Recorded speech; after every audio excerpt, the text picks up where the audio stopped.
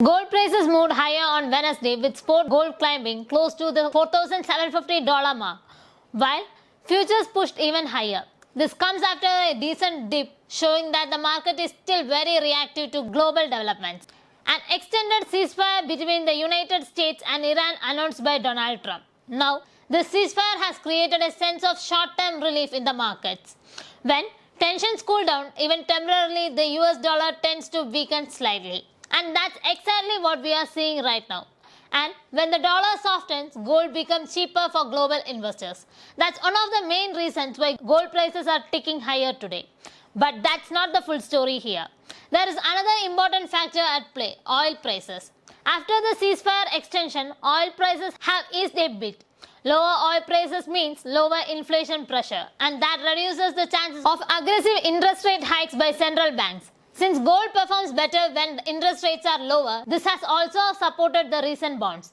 However, before getting too excited about gold's rise, there are several risks still hanging around the market. First, the ceasefire itself is not fully stable. There are mixed signals coming from both sides and tensions have not completely disappeared. The situation around the Strait of Hormuz remains particularly sensitive, with reports of disruption and attacks on vessels continuing. This matters because the Strait of Hormuz is one of the most critical oil routes in the world.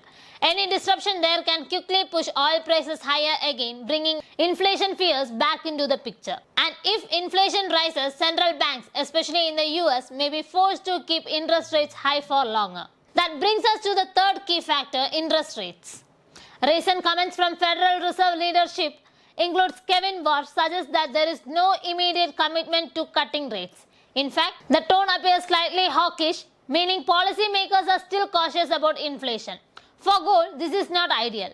Gold is a non-yielding asset, it doesn't pay interest. So, when interest rates are high, investors often prefer assets that generate returns like bonds. That puts pressure on gold prices. So, what we are seeing right now is a classic tug of war. On one side, you have support for gold, a weaker dollar, easing oil prices, and temporary geopolitical relief. On the other side, you have pressure, uncertain peace talks, ongoing risk in key oil routes, and cautious Federal Bank reserve that may keep borrowing costs elevated. Because of this, analysts believe that the current rise in gold prices is somewhat fragile. The market is highly sensitive to headlines, especially anything related to Middle East situation. In fact, even small updates, whether it's about ceasefire talks, shipping disruptions, or oil supply, can quickly shift the direction of gold. For now, gold appears to be holding steady with a slight upward bias, but it is not yet in a strong, clear uptrend. The next major move will likely depend on one key question: will tensions continue to ease or flare up again? That's all for today. Stay tuned for more updates on global markets.